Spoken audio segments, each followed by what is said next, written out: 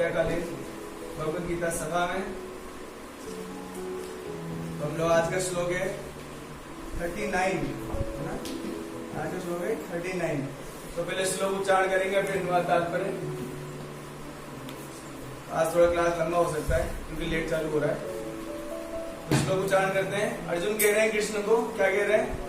कुलस्या प्रणश्यन्ति कुल धर्मा सनातना, कुलस्या प्रणश्यन्ति कुल धर्मा सनातना, कुलस्या प्रणश्यन्ति कुल धर्मा सनातना, कुलस्या प्रणश्यन्ति कुल धर्मा सनातना, धर्मे नष्टे कुलं कृष्णं अधर्मा नष्टे कुलं कृष्णं, धर्मे नष्टे कुलं कृष्णं अधर्माभिभवति उत, धर्मे नष्टे कुलं कृष्णं अधर्माभिभवति उत, कुलस्या प्रणश्यन्ति कुल धर्मा सनातना, कुलधर्मा सनातना, धर्मे नष्टे कुलं कृष्णं, धर्मे नष्टे कुलं कृष्णं अधर्माभिभवति, अधर्माभिभवति।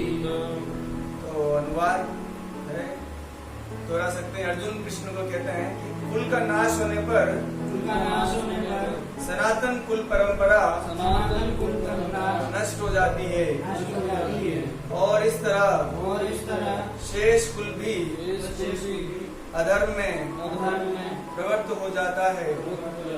तात्पर्य सुनिएगा। श्री प्रभुपाद तात्पर्य में लिखते हैं, वर्णाश्रम व्यवस्था में धार्मिक परंपराओं के अनेक नियम हैं। पैर पे हाथ, फिर गीता पे हाथ,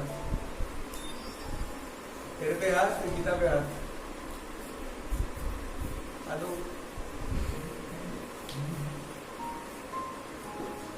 धार्मिक व्यवस्था में, वर्णाश्रम व्यवस्था में धार्मिक परंपराओं के अनेक नियम हैं, जिनकी सहायता से परिवार के सदस्य ठीक से उन्नति करके आध्यात्मिक मूल्यों की उपलब्धि कर सकते हैं। परिवार में जन्म से लेकर मृत्यु तक के अनेक संस्कारों के लिए वयोवृद्ध लोग उत्तरदायी होते हैं, किंतु इन वयोवृद्धों की मृत्यु के पश्चात संस्कार संबंधी पारिवारिक परंपराएं रुक जाती हैं, और परिवार के जो तरुण सदस्य बचे रहते हैं वे अधर्म में, व्यसनों में प्रवृत्त होने से मुक्ति लाभ से वंचित रह जाते हैं। अतः किसी भी कारणवश परिवार के वयोवृद्धों का वध नहीं होना चाहिए। तो ये प्रभुपाद जी का तात्पर्य है। हाँ, तो यहाँ पर जैसे कि हम लोग देख रहे हैं, इस जो सीरीज चल रही है, अर्जुन अपने मन के जो भाव हैं, उसके मन में जो जो आ रहा है ना, कोई सेंटिमेंटलिज्म की वजह से अर्जुन मना नहीं कर रहे युद्ध करने के लिए। अर्जुन के पास सॉलिड रीजंस है ना, सॉलिड रीजंस है उसके पास। और उसने यहाँ पर एक, अर्जुन ने इस श्लोक में एक शब्द यूज किया है, उता। इस उता शब्द का मतलब है कि वो जो कुछ कह रहा है उसने अपने आचार्य से सुना है। ऐसा नहीं है उसके मन में आ रहा है जो बोले जा रहा है। अर्जुन यहाँ पर जो बोल रहा है, क्योंकि उसने कहा उत मतलब कहा जाता है, इसका मतलब है कि उसने आचार्यों से इसको ध्यानपूर्वक सुना है, और उसी आधार पर वो अभी यहाँ पर अर्जुन कृष्ण के सामने तर्क रख रहे हैं कि कृष्णा ये कारण है युद्ध ना करने का। ओके, तो जैसे पिछले श्लोकों में अर्जुन ने बताया था कि भैया कृष्णा, अगर कुल का नाश होता है तो पाप लगेगा। ओके, ये हमने समझा था अभी तक। अब इसमें समझा रहे हैं, कुलस्या प्रणश्यन्ति कुल धर्मा सनातना, धर्म नष्टे कुलम कृष्णम अधर्मोऽभिभवति उत। कहने का मतलब है कि अभी तो कुल क्षय से पाप लग रहा था। अर्जुन कृष्ण को ये समझाना चाह रहे हैं। इधर आ जाओ।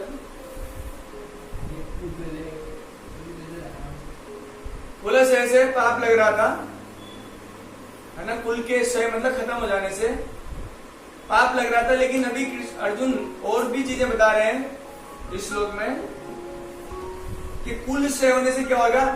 प्रणशंति कुल धर्मा सनातना। प्रणशंति मतलब समाप्त हो जाएगा। क्या समाप्त हो जाएगा? कुल धर्म सनातन। सनातन समय से जो हमारा कुल धर्म है वो समाप्त हो जाएगा। एक तर्क अर्जुन ने ये दिया, सॉलिड रीजन। इसको पूरा समझेंगे हम लोग। दूसरा जब बता रहे हैं कि अगर कुल धर्म नाश हो गया, इस श्लोक में दूसरा रीजन समझा रहे हैं अर्जुन कृष्ण को, कि मैं युद्ध इसलिए नहीं करना चाह रहा। कुल धर्मे नष्टे, धर्म के नष्ट होने से अधर्म अभिभवती, अधर्म उत्पन्न हो। क्योंकि जहां प्रकाश समाप्त हो जाता है वहां अंधकार उत्पन्न हो जाता है, और जहां अंधकार खत्म हो जाता है, अंधकार उत्पन्न हो जाता है, वहां प्रकाश समाप्त हो जाता है। तो धर्म नष्ट हो जाएगा कृष्णा, कुल धर्म। तो क्या होगा उत्पन्न? अधर्म अभिभवती, अधर्म उत्पन्न हो जाएगा। तो हम प्रयास करेंगे कि तो एक तरफ देखिए अर्जुन कितना अधिक, अभी तक हमने ये देखा था कि अर्जुन सिर्फ ये सोच रहा था कि मुझे पाप लगेगा। He is only concerned about himself, but he is not concerned about the society. But now we are seeing that Arjuna is concerned about the society also, है ना? अर्जुन अभी सोसाइटी को लेकर भी चिंतित है कि इस युद्ध से कितना भयंकर परिणाम होगा। कृष्णा,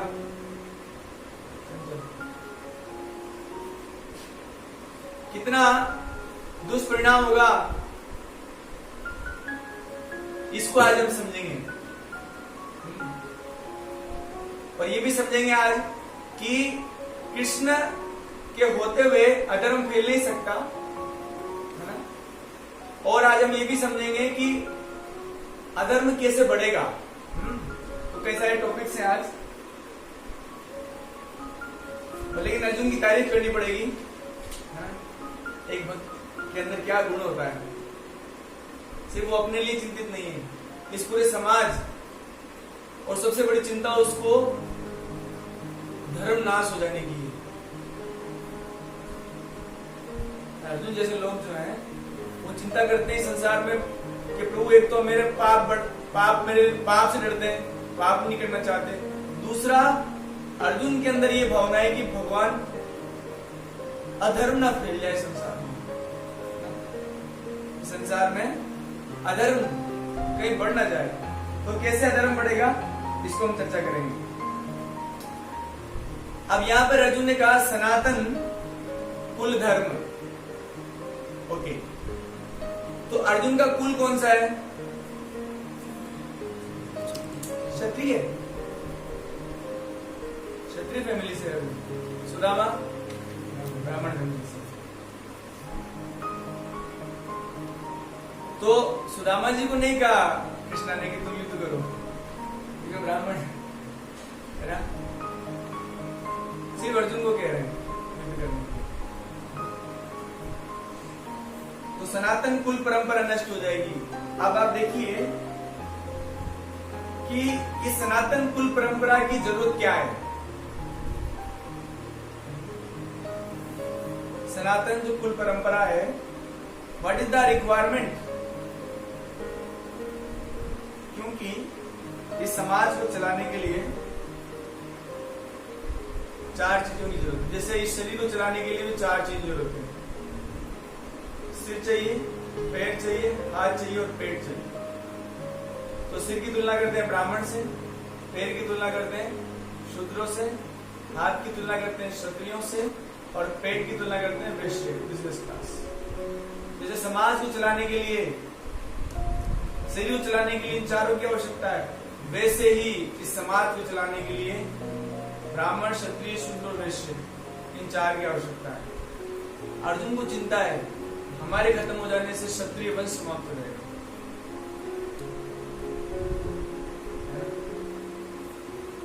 पूरा का पूरा क्षत्रिय वंश समाप्त हो जाएगा कृष्णा। फिर सोसाइटी में बहुत गड़बड़ होगा।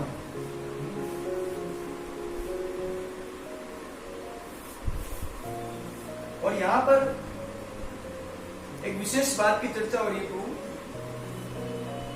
कि सनातन कुल परंपराएं, ब्राह्मणों के लिए सनातन कुल परंपराएं अलग है, क्षत्रियों के लिए सनातन कुल परंपराएं अलग है, बिजनेस के लिए अलग है और शूद्रों के लिए अलग है। तो अर्जुन का कुल था क्षत्रिय और आश्रम था गृहस्थ। तो गृहस्थ आश्रम में अर्जुन थे और उनका कुल था क्षत्रिय। अभी वर्णाश्रम धर्म का उद्देश्य क्या होता है? What the purpose? क्या उद्देश्य है वर्णाश्रम धर्म का? हाँ, और क्या उद्देश्य है? हाँ, कह सकते हैं।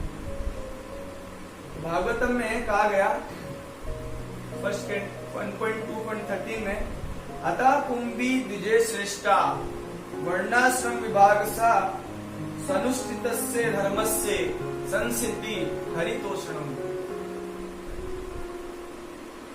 कि वर्णाश्रम धर्म के पालन का उद्देश्य है हरि की संतुष्टि, भगवान की खुशी।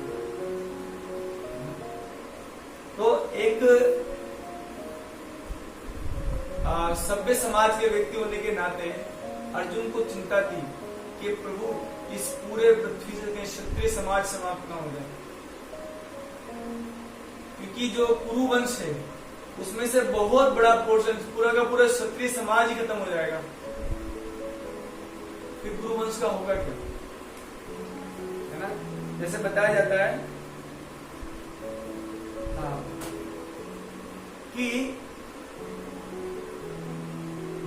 क्षत्रियों का क्या क्या ड्यूटीज है, इसको हम चर्चा करेंगे। कितनी इंपॉर्टेंट ड्यूटीज क्षत्रिय निभाते हैं समाज के लिए, है ना? उसकी चर्चा हम लोग करेंगे। अब उसको थोड़ा पेंडिंग रखते हैं। पहले ये चर्चा करेंगे कि अर्जुन को चिंता क्या है। अर्जुन को ये चिंता है कि दो चिंताएं थी। एक तो इस पूरे महाभारत युद्ध में दो मोस्ट इंपोर्टेंट पर्सन है, एक तो बिल्कुल नए लड़के और एक बिल्कुल बुजुर्ग व्यक्ति। दोनों ही आए हुए हैं, दोनों पार्टी के लोग। एक तो बिल्कुल नए यानी कि पुत्र, और ऐसे से पुराने यानी कि पितामह। ये दोनों पार्टी आई हुई है। अभी दोनों ही समाप्त होने को दिख रहे हैं कृष्णा मुझको।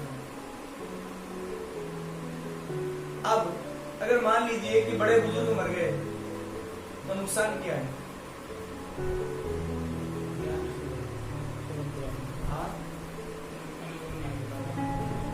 एक्सपीरियंस शेयर नहीं हो सकता। और क्या नुकसान? क्या नुकसान हो सकता?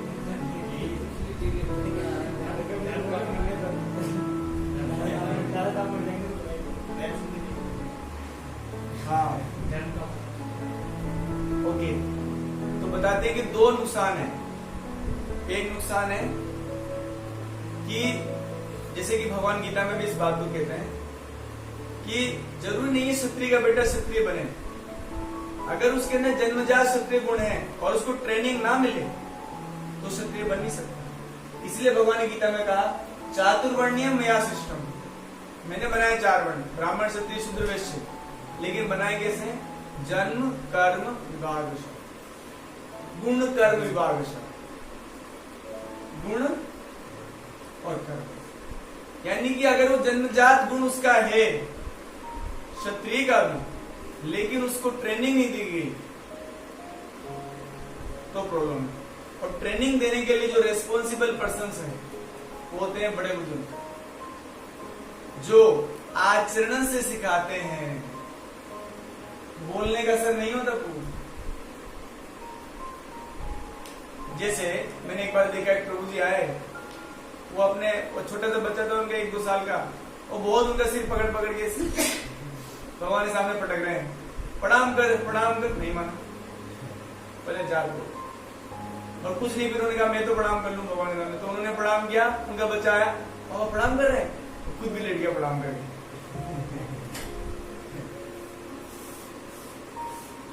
So that is called आचरण से शिक्षा। तो अर्जुन को चिंता ये थी कि अगर ठीक है हमने कही उसको दूसरे कुरुवंश को तो सब बुजुर्ग समाप्त हो गए, लेकिन दूसरे यहाँ पर ट्रेनिंग भी ले लिया इन्होंने, यादव वंश में ट्रेनिंग भी ले लिया बच्चों ने, फिर भी वो किसके आचरण से सब सीखेंगे? आचरण जो कितना इंपॉर्टेंट रोल प्ले करते हैं क्षत्रिय, इसको हम लोग देखते हैं। तो भगवान कहते हैं यत्यताचति श्रेष्ठ तत्तते वितरः जनः, जो श्रेष्ठ लोग आचरण करते हैं वैसा ही नीचे वाले लोग फॉलो करते हैं, है ना। अब आप देखिए अर्जुन को चिंता था कि प्रभु कृष्ण मतलब अपने दोस्त थे कि अगर आप कहते हो कि इनको सबको समाप्त कर देते हैं तो संसार में अधर्म बढ़ जाएगा, है ना। अधर्म कैसे बढ़ जाएगा उसको पहले डिस्कस कर लेते हैं, क्योंकि क्षत्रियों को क्या क्या ट्रेनिंग में मिलता था। पहला पॉइंट, दान करना चाहिए लेकिन दान लेना नहीं चाहिए। क्या पॉइंट है? दान देना चाहिए क्षत्रियों को बट दान लेना नहीं चाहिए। अगर क्षत्रिय समाप्त हो गए तो दान देने की परंपरा समाप्त हो गई। इसीलिए हुआ है पूजी, ब्राह्मण लोगों को क्यों नौकरी करना पड़ रहा है? क्योंकि क्षत्रिय समाप्त हो गए। नाम के क्षत्रिय हैं ये लोग हर क्लास में, नाम के। क्योंकि जो क्षत्रिय होते थे उनका मुख्य काम होता था ब्राह्मणों का टेक केयर करना लास्ट। और ये चीज ना ट्रेनिंग में मिलती थी बच्चों को। जब बच्चे देखते थे कि जो पापा या दादाजी अगर कोई ब्राह्मण आया तो उसको कैसे सत्कार करते थे, कैसे उसको अपने आसन पे बिठाते थे, कैसे उनका पाद प्रक्षालन करते थे, तो इसको देख के ही सीख जाते थे। अब अगर वो अब बड़े बुजुर्ग अगर मर जाएंगे तो कौन को देख के वो सीखेंगे? और ऐसा होने से हमारे बच्चों का क्या भविष्य होगा? अगर कुछ बच्चे बच भी गए जो माँ के गर्भ में है अभी, जो गर्भ से वो तो सब लोग आ गए थे जो लायक थे युद्ध करने लायक, बाकी जो गर्भ में ये छोटे बच्चे रह गए अभी, वो लोग किसको देख के सीखेंगे? कृष्णा बताइए कि ब्राह्मणों को सत्कार कैसे करना है, दान कैसे देना है। बड़े बड़े इनमें मतलब क्षत्रिय समाज में दान के लिए अपने आप को भी, अगर अंतिदेव ऐसे बड़े बड़े हुए, दान में अपने शरीर तक को दे दिया उन्होंने दान में। किसको देख के सीखेंगे? क्षत्रियों का मुख्य काम ब्राह्मण, गो, स्त्री, बालक तथा वृद्ध को विशेष रूप से रक्षा देना। बालकों को, ब्राह्मणों को और गैयों को। अब वो देखेंगे नहीं इस चीज को करते हुए तो सीखेंगे कैसे? फिर ब्राह्मणों की रक्षा कौन करेगा? क्योंकि उनको ट्रेनिंग में मिला नहीं है पार्ट, तो ब्राह्मण संस्कृति समाप्त हो जाएगी। गौओं की रक्षा कौन करेगा? अर्जुन को कितनी भयंकर चिंता है। देखिए वो कहां से पॉइंट लेके कहां तक ले जा रहे हैं। उनके इस एक शब्द में कितनी गहरी बात छुपी हुई। यज्ञ करना चाहिए। अब जैसे युधिष्ठिर महाराज ने राष्ट्रीय यज्ञ किया, यज्ञ कैसे करना है पता ही नहीं। यानी कि आगे आने वाली पीढ़ियां अब यज्ञ नहीं होगा। और कृष्ण आप भी गीता में यज्ञ दान तप कर्म न त्याज्यत कारमेव तत्। यज्ञ और दान को नहीं त्यागना है। अब यज्ञ करने वाले नहीं है, फिर तो बहुत भयंकर धर्म फैलेगा। क्योंकि यज्ञ नहीं होगा तो बारिश नहीं होगा। यज्ञ का संबंध है ना। अन्नाद भवन्ति भूतानि पर्जन्यात् अन्न संभव यज्ञात् भवति पर्जन्यो। यज्ञ से पर्जन्य उत्पन्न होता है। पर्जन्य मतलब बारिश। तो यज्ञ नहीं होगा, बारिश खत्म, फिर कृष्णा कितना अधर्म फैलेगा संसार में। आप बताइए, सॉलिड तर्क है। प्रजा का पालन पुत्र की तरह करना चाहिए, ये कौन सिखाएगा? Who will give the teachings by his personal example? भगवान राम ने देखिए कैसा आदर्श प्रस्तुत किया, एक पिता की तरफ पालना चाहिए प्रजा को, अपने पुत्र जैसे पालते हैं।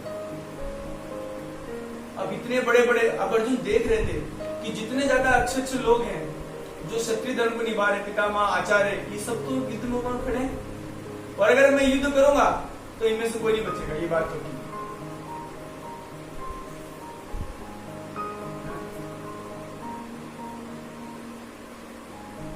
और एक काम और कि अपराधियों और लुटेरों को बुरी तरह दंडित करना, ये क्षत्रिय सिखाते हैं। आजकल के लोग अपराधी को दंडित नहीं करते हैं। किसी ने बलात्कार कर दिया तो उसको फांसी लेने के लिए इतना हंगामा हो जाता है, अरे उसको मार दो वहीं पे, नालायक को। पहले सूली पे चढ़ाना समझते हैं आप? सूली पे चढ़ाना क्या होता था? सूल मतलब समझते हैं? सूल मतलब फांसी नहीं होता था, वो ध्यान दीजिए इस बात का।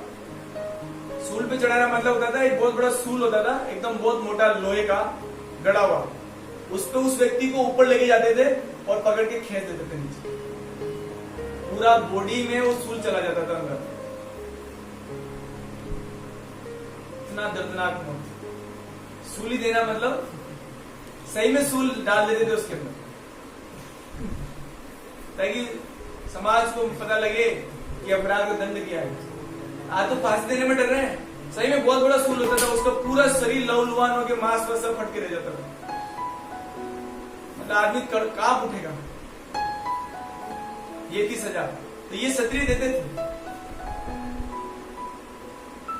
अब कौन अगर ऐसा अगर कोई देखेंगे नहीं तो कुछ अच्छे लोग हो गए तो वो अरे नहीं अपराधी इसको मारो मत, अरे इसको ना थोड़ा सा जेल में डाल दो। क्षत्रिय को सजा देने के लिए ट्रेनिंग दी जाती।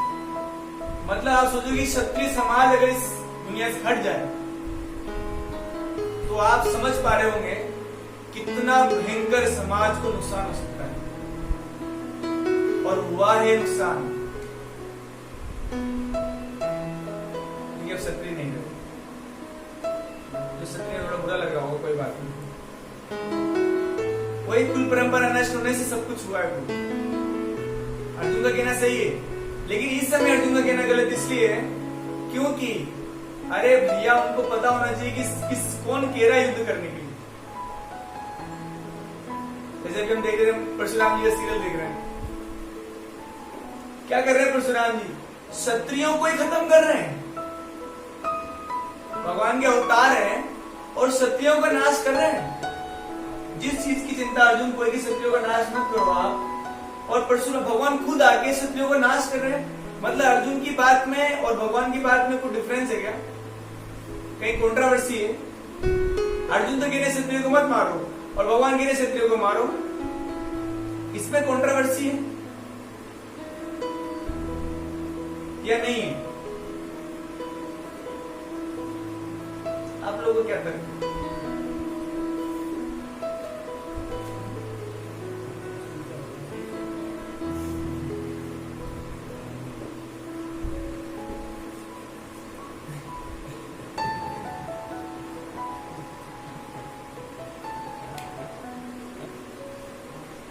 कोई कंट्रोवर्सी नहीं, दोनों एक ही बात बोल रहे हैं। एक्चुअली भगवान मात्र अधर्मी क्षत्रियों को ही नाश करवा रहे हैं।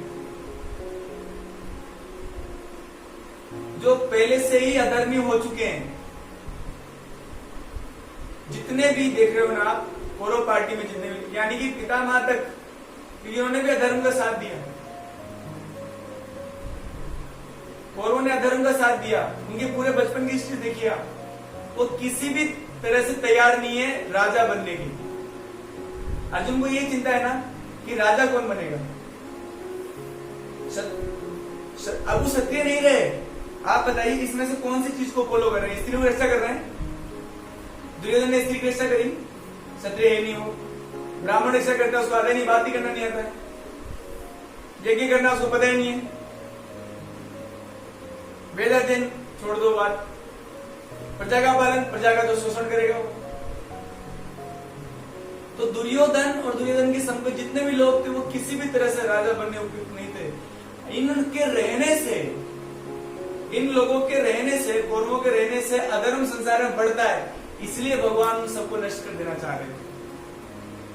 भगवान तो आते ही इसी के लिए प्रभु। यदा यदा ये धर्मस्य ग्लानिर्भवति भारता अभ्युत्थानम अधर्मस्य तदात्मनं सदामहम्। कैसे करते हैं भगवान धर्म की स्थापना? दो तरीके से करेंगे, परित्राणाय साधूनाम विनाशाय च दुष्कृताम। साधुओं को रखेंगे भगवान और विनाश और दुष्कृतियों को मार देंगे। होगी ना धर्म की स्थापना। साधुओं को रखेंगे भगवान,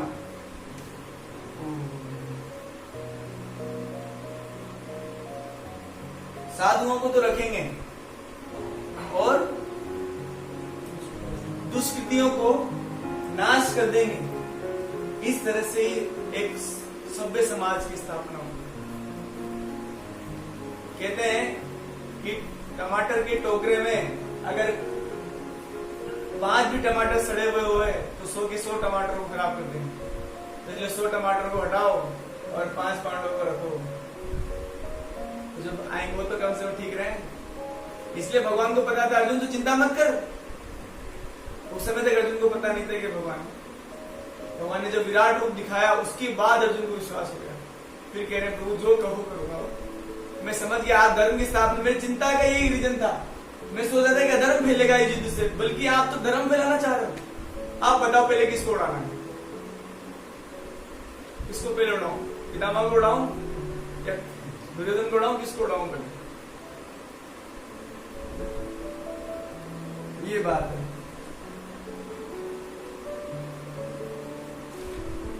तो भगवान कभी भी अधर्म को नहीं बढ़ाते, भगवान तो धर्म की स्थापना करते हैं।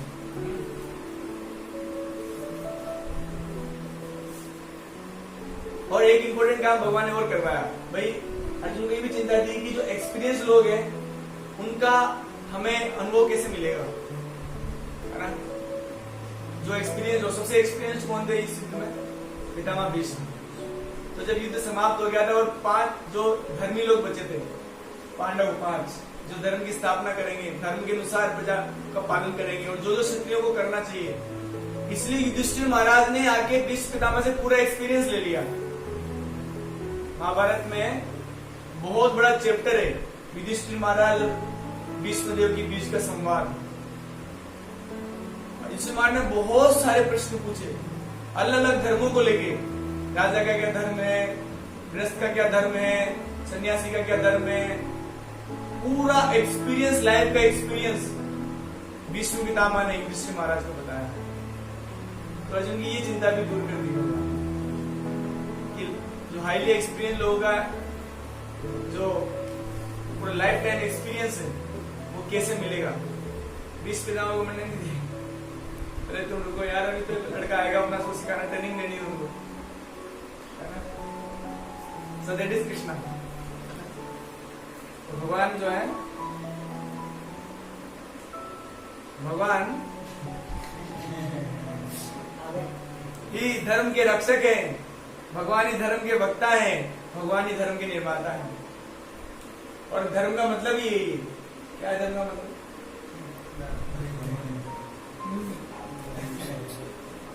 धर्मम तो साक्षात भगवत प्रणीतम। लेकिन अर्जुन को समझ में नहीं आ रहा था कि कृष्ण ही भगवान विश्व रूप दिखाया तो समझ में आया। बाद में सॉरी बोले थे, अरे मैं आपको मित्र के रूप में पता नहीं क्या क्या बोला, क्षमा कीजिए। कि धर्म की मापदंड ही भगवान डिसाइड करते हैं, साक्षात भगवत प्रणीतम। और अर्जुन को प्रॉब्लम होता है, धर्म फैल जाएगा, कुल का नाश हो जाएगा। बाद में अर्जुन तैयार था। और अधर्म कैसे बढ़ जाता है ये हमने समझा। तो क्षत्रिय चले जाएंगे तो गो ब्राह्मण रक्षा नहीं होगी। और फिर कल के श्लोक में अर्जुन, ये तो आपको समझ में आ गया कि धर्म नहीं फैलेगा, धर्म होगा। लेकिन अर्जुन तो सीरीज में बता रहे हैं बहुत सारी चीजें कि आप बताएंगे कल की स्त्रियां दूषित हो जाएंगी, स्त्रियां दूषित होने से क्या होगा, फिर ऐसा होने से क्या होगा। बहुत लंबी सीरीज है, सीक्वेंस है पूरा कि क्या क्या होगा, है ना? तो आशा है ना कि आप लोग को पॉइंट समझ में आए होंगे, है ना? और आप धर्म के मार्ग में चलेंगे। ये भगवान बड़े प्रसन्न होते हैं उन लोगों से। आपको पता है जैसे भगवान इसमें सबसे ज्यादा जानते हो कौन प्रसन्न होता है? जो धर्म के मार्ग पे चलता है। भगवान से भी ज्यादा एक व्यक्ति है जो प्रसन्न होते हैं, गुरु। यस, भगवान का नाम है भक्त वत्सला, शिव जी का नाम है धर्म वत्सला। क्या नाम है शिव जी का? धर्म वत्सला। जो धर्म के मार्ग पे चलते हैं, शिव जी उनको अपना बच्चा समझते हैं, अपना वत्स समझते हैं। हाँ, लेकिन भगवान कभी कभी थोड़ा सा भक्त वत्सल वाला भाव थोड़ा ज्यादा हो जाता है। क्या अधर्म में भी चलेगा तो भी मेरे बच्चा है। तो अधर्म वाला भी हो गया, इसलिए बोलते हैं अभी चेसु दुराचारो भजते मां, बस मेरे पास रहो, दुराचारी रहो लेकिन मेरे भजन करो। तो तुझे मैं डिक्लेयर करता हूँ तू साधु है, बाकी लोग क्या कहेंगे वो पता नहीं। लेकिन शिव जी का सीधा प्रिंसिपल, जो धर्म के मार्ग पे चलता है वो मेरा वत्स, मेरा बच्चा है। शिव जी धर्म वत्सल। इसीलिए जब शिव जी को ये जो प्रचितास, देयर आर 10 ब्रदर्स, 10 भाई थे, उनका एक साथ नाम था प्रचितास। तो ये प्रचितास जब भगवान की प्राप्ति के लिए जा रहे थे तो शिव जी इतने प्रसन्न हो गए, और यहाँ तक ये वर्णन है कि कोई शिव जी की आराधना नहीं करी, कोई नाम जप नहीं किया शिव जी का, कोई जल नहीं चढ़ाया, बिलपत्र नहीं चढ़ाए। शिव जी इतने प्रसन्न हो गए क्योंकि धर्म के मार्ग पे जा रहे थे, और इतने प्रकट हो गए बोल के पूरा 24 श्लोका का भागवत में 4थे स्कंद में आता है, उसका नाम है रुद्र गीत। 24 श्लोकों का मंत्र दिया कि बेटा तुम सभी ना इस मंत्र का जाप करो, तुम्हें भगवान के दर्शन जरूर होंगे। बहुत खुश हूँ, बहुत खुश हूँ। बहुत सारे आशीर्वाद दिए, तुम्हारा कल्याण हो, ये हो, बहुत सारे आशीर्वाद दे डाले। सर हमको समझना चाहिए शिव जी का जो मुख्य भावना है वो धर्म वत्सल है। जो भी धर्म के मार्ग में चलते हैं उनको अपना बच्चा जैसे समझते हैं। ओके, तो आप सभी का बहुत धन्यवाद। आपके लिए महामंत्र हरे